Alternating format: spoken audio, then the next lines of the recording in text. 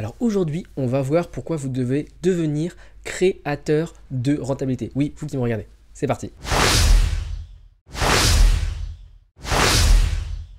Bon, j'espère que vous êtes bien installé chez vous et je voulais vous parler de la création de rentabilité aujourd'hui parce qu'il y a 2 semaines environ, il y a un aspirant investisseur qui m'a écrit et qui m'a dit qu'il avait vraiment du mal à trouver de la rentabilité chez lui. Ça faisait plusieurs mois qu'il s'informait, il avait déjà lu le livre 107 principes immobiliers, il regarde plusieurs vidéos de moi-même et d'autres confrères. Et ce qu'il voit, c'est qu'à chaque fois, les rentabilités que les gens, dont les gens témoignent sont toujours mirobolantes, etc. Et que lui, il n'y arrivait pas. Tout simplement, il avait un petit peu perdu patience et un petit peu perdu la motivation parce que c'était impossible de trouver de la rentabilité là où il était. Et donc ça, c'est peut-être quelque chose qui vous tracasse aussi aujourd'hui. Vous avez peut-être déjà essayé de faire des visites immobilières. Vous avez peut-être vu déjà des biens immobiliers qui vous intéressent. Et puis, quand vient le moment de mettre vos chiffres dans le simulateur, alors peut-être que c'est un simulateur que vous avez vous-même créé. Et dans ce cas-là, c'est super. Peut-être que c'est un simulateur que vous utilisez qui existe déjà. Moi, c'est ma solution, c'est ce que je fais. Notamment, un des simulateurs que je recommande souvent, rendement locatif. Et bien, lorsque vous mettez tous ces chiffres, le résultat, à chaque fois, est le même. C'est pas rentable. Ou alors, vous tombez dans une rentabilité moyenne et même parfois, disons-le, assez médiocre. Et c'est un problème effectivement parce que si vous m'écoutez, si vous êtes là aujourd'hui, c'est que vous avez probablement envie de réaliser plusieurs investissements immobiliers et pas seulement un. Déjà un, ça serait très bien, mais le but c'est d'avoir une stratégie dans laquelle vous multipliez les opérations. Peut-être pour vous générer un revenu complémentaire, peut-être pour remplacer totalement vos revenus actuels, peut-être juste pour créer un patrimoine. Mais une des choses essentielles pour réussir cela, pour multiplier les opérations, c'est d'avoir de la rentabilité. Alors imaginez-vous maintenant si vous aviez à la place de cette démotivation de ne pas trouver un bien rentable, la manière pour créer de la rentabilité, c'est-à-dire ne plus être passif à trouver de la rentabilité, c'est-à-dire à trouver quelque chose qui existe déjà, mais à être proactif et à créer cette rentabilité. Imagine si vous deviez demain faire votre investissement immobilier, votre premier, qui serait rentable. Et donc, d'ici peut-être quelques mois ou 1 an ou 2, vous pourriez retourner voir votre banquier pour lui dire, voilà, vous voyez, l'investissement que j'ai réalisé, il est rentable, il est même plus rentable que ce que je vous avais dit, il est plus rentable, bien évidemment, que la majorité des biens immobiliers que vous avez l'habitude de financer. Donc, est-ce que vous pouvez me prêter pour un 2e bien, et ainsi de suite, un 3e bien, et un 4e bien, peut-être que vous pourrez ensuite passer sur des investissements plus gros. Imaginez si vous avez la solution pour créer cette rentabilité et ainsi avoir un petit peu une méthode pour multiplier votre patrimoine immobilier. C'est exactement ce que j'ai répondu à cet aspirant investisseur qui m'a écrit.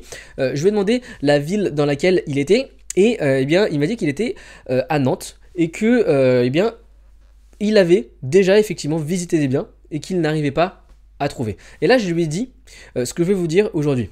Alors, avant de se lancer, petite aparté, je voulais vous offrir un document que je viens tout juste de créer, parce que vous avez fait l'effort de cliquer et de regarder cette vidéo, et j'en suis d'ailleurs ravi. C'est un document qui se nomme 14 niches insolites très rentables pour créer justement de la rentabilité, c'est le thème d'aujourd'hui. Vous allez voir, ce sont des stratégies, des niches immobilières hybrides, c'est-à-dire que ça combine certaines autres stratégies que vous connaissez peut-être déjà. J'ai été aussi chercher parmi les différents interviewés que je peux faire dans le podcast Investimo Club.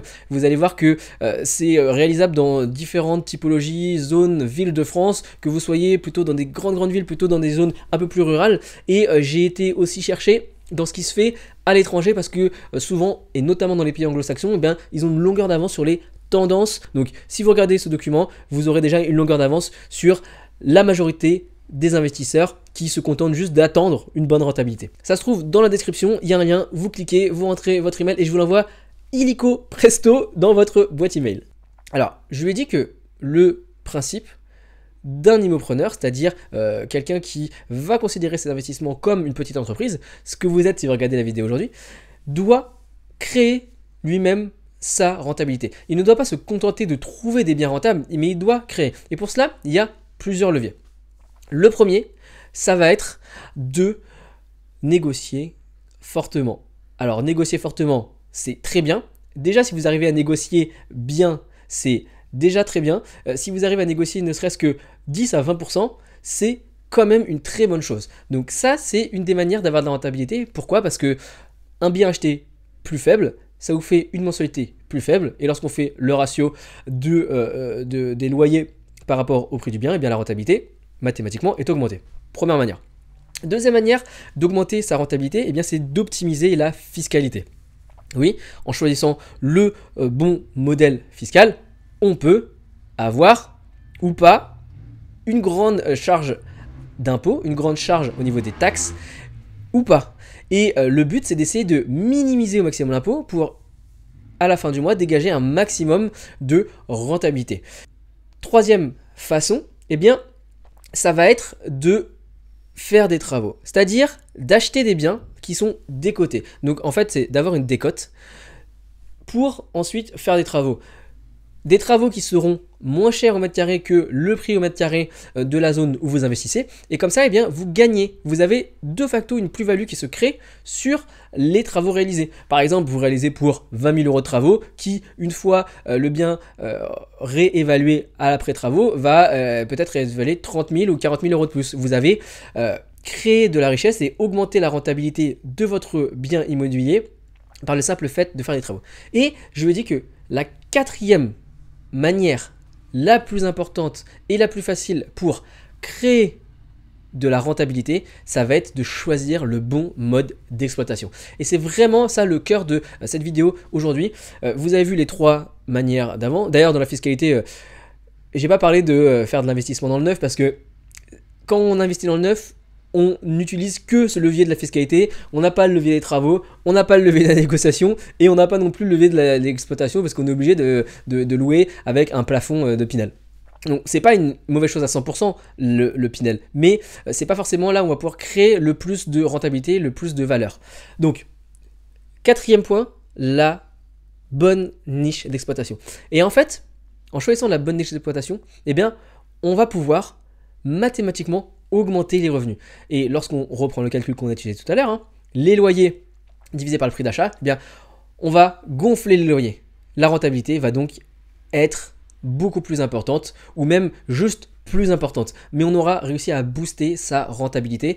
Et donc, concrètement, choisir sa niche d'exploitation, c'est un facteur et c'est une façon de faire qui repose uniquement sur vous. Parce que c'est vous qui avez le total contrôle du choix de se dire « Ok, je fais en exploitation telle ou telle ». Par rapport à la fiscalité où ça va dépendre de facteurs extérieurs, en l'occurrence les différentes lois fiscales qui existent en France, qui, on le sait, peuvent changer. La négociation, ça va dépendre du vendeur. On ne va pas pouvoir toujours négocier aussi fortement que l'on veut parce que on est dans un marché dans lequel il y a de la concurrence. Peut-être qu'il y a d'autres investisseurs qui vont vous casser votre négociation. Et les travaux, c'est une très bonne façon, mais il faut aussi avoir les compétences et le goût de faire cela. L'exploitation, c'est vraiment un facteur dont vous êtes le seul maître. Et vous le savez, il existe différentes niches d'exploitation. Et souvent, en choisissant la bonne niche d'exploitation, vous allez pouvoir créer un bien qui est rentable. Donc, qu'est-ce que ça veut dire? Imaginez, n'importe quelle ville dans laquelle vous êtes, en choisissant la bonne niche d'exploitation, vous allez pouvoir créer de la rentabilité. C'est pas magique? En fait, souvent, le problème se résume à choisir la bonne niche d'exploitation. Et pour mon ami là, membre d'Investimo Club qui m'a écrit, je lui ai dit que à Nantes, il y avait des manières pour gérer et créer de la rentabilité.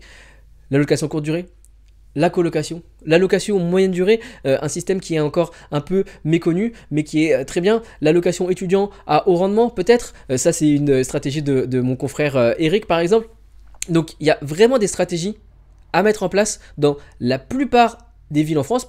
Si on prend Paris, on sait que la location courte durée, ça va être très difficile maintenant. Mais il y a bien d'autres manières de réussir à créer de la rentabilité. Et je vous assure qu'il y a des gens qui arrivent à créer de la rentabilité à Paris. Je vous laisse écouter certains épisodes du podcast. D'ailleurs, si vous êtes dans une grande ville comme ceci, Je vous recommande encore une fois d'aller voir les documents des 14 niches insolites parce que certaines de ces niches peuvent s'appliquer dans des grandes villes et vous allez être surpris de voir que vous n'y avez peut-être pas pensé à ces stratégies et ça va en tout cas vous donner de l'inspiration pour vous-même réussir à créer de la rentabilité dans vos investissements immobiliers. Donc je vous l'ai dit, le lien se trouve dans la description. Allez le télécharger tout de suite, c'est très rapide. Et notamment la stratégie numéro 8, je crois, qui est totalement applicable dans les grandes zones urbaines. Vous allez voir, c'est épatant. Sur ce, moi je vous dis à très bientôt. Gardez cette mentalité de créer de la rentabilité, créer de la valeur. C'était Bruno. Salut!